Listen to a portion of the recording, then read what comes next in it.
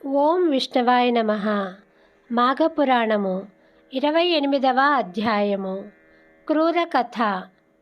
గృస్యమద మహర్షి జహ్నుమునితో ఇట్లనెను. మాఘమాసమున నదీ ప్రవాహ స్నానము చేసి శ్రీహరిని పూజించి మాఘవ్రతము ఆచరించిన వాని పుణ్యభాగ్యమును వినుము. అట్టివాడు దివ్య విమానమునెక్కి పూజ్యుడై తన వంశము వారినందరినీ ఉద్ధరించుచు పుణ్యలోకమును చేరును.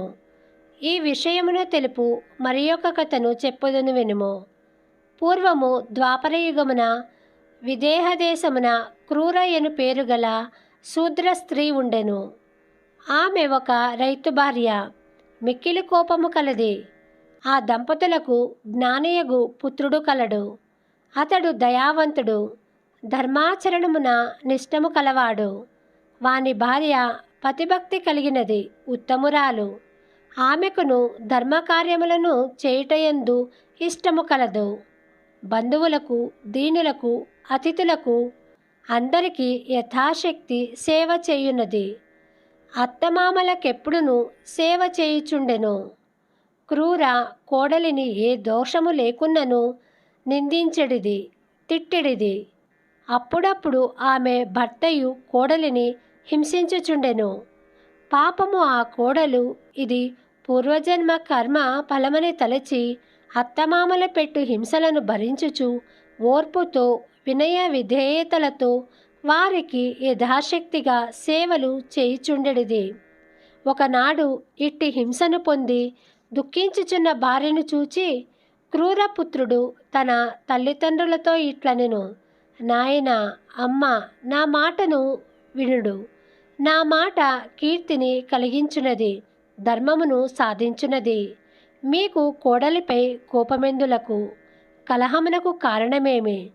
మీ శరీరములకును బాధను కలిగించు ఈ కోపముతో మీకేమి ప్రయోజనము? సర్వ సంపదలను నశింపచేయు కలహమెందులకు? నేను కానీ నా భార్య కానీ మీకేమి అపకారము చేసితిమి? మీ ఈ కోపమునకు కారణమేమియు నాకు కనిపించుటలేదు. పెరిగిన కోపముచే ఆయువు, ధనము, కీర్తి, సుఖము, గౌరవము, జ్ఞానము మున్నగునవి నశించును కదా. సర్వజ్ఞులైన పెద్దలైన మీరు కోపమును మాని మా యందు దయను చూపి సర్వజన సమ్మతమైన ఓర్పును వహించుడు అని పలికెను. పుత్రుని మాటలను విని క్రూర భర్తతో పాటు మిక్కిలి కోపముతో ఇట్లనెను. మూర్ఖుడా, పోపొమ్ము. నీవెంత, నీ భార్య ఎంత? తల్లిదండ్రులకిట్లు నీతి బోధను చేయు నిన్ను, నీ భార్యను ఏమి చేసినను తప్పులేదు, మేమేమి చేసినను తప్పులేదు అని పలికి కొడుకును కోడలిని మరలా మాటిమాటికి పలుమార్లు నిష్కారణముగా కొట్టెను. ఇట్లు దెబ్బలు తినుచున్న పుత్రుడు దోషమును చెందెను, కానీ సహజమైన శాంతమును పొందెను. అయ్యో, తల్లిదండ్రులను ద్వేషించుట ఎంత తప్పు! అట్టివారు శాశ్వతముగా నరకమునకు పొందుదురు కదా. తల్లిదండ్రులకు సమానమైన దైవము వేరొకటి లేదు. స్త్రీకి భర్తను మించిన దైవము లేదు కదా. విష్ణువుతో సమానమైన దైవము, గంగతో సమానమగు తీర్థము లేవు కదా అని తలచెను. భార్యను తగు మాటలతో ఊరడించెను.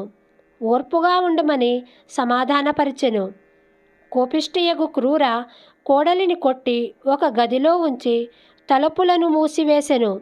ఆమె కుమారుడి ఆ కృత్యమును చూచి తల్లినేమియూ అనలేక, పితృభక్తి వలన ఏమీయూ చేయలేక మౌనముగా బాధపడుచు పూర్వము వలనే తల్లిదండ్రులకు సేవ చేయుచుండెను. కోడలు ఆ గదిలో 7 రోజులు అన్నము నీరు లేక ఆ విధముగా నిర్బంధములో ఉండెను. ఇరుగు పొరుగు వారు, బంధువులు, మిత్రులు ఈ పని కూడదని చెప్పినను క్రూర వారి మాటలను వినిపించుకొనలేదు. కోడలిని అట్లే నిర్బంధించి పీడించెను. 7వ దినమున కోడలు అన్నము నీరు లేకుండుటచే దుఃఖించి కృశించి మరణించెను. 12వ దినమున క్రూర కుమారుడు భార్యను చూడవలేనని తల్లికి తెలియకుండా తలుపు తెరిచి చూచెను. మరణించిన భార్యను చూచి సంతాపమునంది నిశ్చేష్టుడై ఉండెను. కొంతకాలమునకు స్పృహ వచ్చి చిరకాలము దుఃఖించెను. గాలికి పడిన చెట్టువలే దుఃఖభారముచే నేలపై పడెను. క్రూర ఆ తలుపు తెరిచి ఉండుటను గమనించి కోపించెను. మరణించిన కోడలిని దుఃఖ వివసుడైన పుత్రుని చూచెను. ఆశ్చర్యము, ఆమెకును దుఃఖము ఎక్కువగా వచ్చెను. ఆమె చేతులతో కొట్టుకొనుచు చిరకాలము శోకించెను. ఆమె ఏడ్పును విని అందరూ ఏమి అనుచు చూడవచ్చిరి. విషయమును తెలుసుకొని క్రూరను బహువిధములుగా నిందించిరి. కొందరు బంధువులు కోడలి శవమును కొనిపోయి దహనము చేసిరి. క్రూర కుమారుడు దుఃఖమును భరింపలేక అచట ఉండలేక గంగా తీరమును చేరెను. కొంతకాలమునకు శోకభారమున మరణించెను. క్రూర పశ్చాత్తాపమునందెను. పుత్ర శోకమును భరింపలేక చిరకాలము దుఃఖించెను. ఆమె భర్తయు శోకించెను. వారట్లు అధికముగా శోకించుటను చూచి జనులందరూ విచారించిరి. కాని సమయమున విచారించి లాభమేమి? పుత్రశోకమును భరింపలేక నిద్రాహారములు మానిన వారు కొంతకాలమునకు మరణించిరి, యమలోకమును చేరిరి. వారు ఆసిపత్రము నరకము చిరకాలం అనుభవించిరి. తరువాత చంపాతీరమున సర్పములై జనించిరి. రావి చెట్టు త్వరలో నివసించుచుండిరి. కొంతకాలమునకు ధీరుడు ఉపధీరుడు అను ఇద్దరు సజ్జనులు అచటికి వచ్చిరి. చంపానదిలో మాఘస్నాన ఆచరించి సర్ప దంపతులున్న చెట్టు క్రింద శ్రీహరిని అర్చించిరి. మాఘమాస మహిమను పురాణముగా చెప్పుకొనిరి. సర్పదంపతులు శ్రీహరి పూజను చూచుట వలన, శ్రీహరి మహిమను వినుట వలన వారి పాపములు పోయినవి, పుణ్యము కలిగెను. వారు వెంటనే సర్పదేహములను విడిచి దివ్యదేహములను ధరించిరి. వారికై దివ్య విమానము వచ్చెను. శ్రీహరి సాన్నిధ్యమును చేరిరి. జహ్నుమునివర్య, మాఘమాస వ్రతము ఇట్టిదని ఎంతకాలము చెప్పినను పూర్తి కాదు. ఇంతమందియే మాఘమాస వ్రత మహిమ వలన తరించిరని చెప్పుటకును వీలు లేదు. ఎన్నో యుగముల నుండి ఎంతమందియో ఉత్తమ మునులు, సజ్జనులు, రాజులు, వైశ్యులు, బ్రాహ్మణులు, శూద్రులు, పురుషులు, స్త్రీలు, బాలురు, తొండలు, సర్పములు, వారు వీరననేల సర్వ ప్రాణులను మాఘమాస వ్రతము ఆచరించుట వలన, చూచుట వలన, వినుట వలన తరించిరి.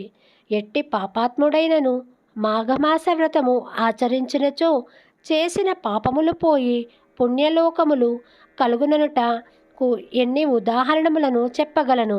ఎన్నియో ఉదాహరణములు ఉన్నవి సుమా అని గృస్యమద మహాముని జహ్నుమునికి మాఘమాస వ్రత మహిమను వివరించెను.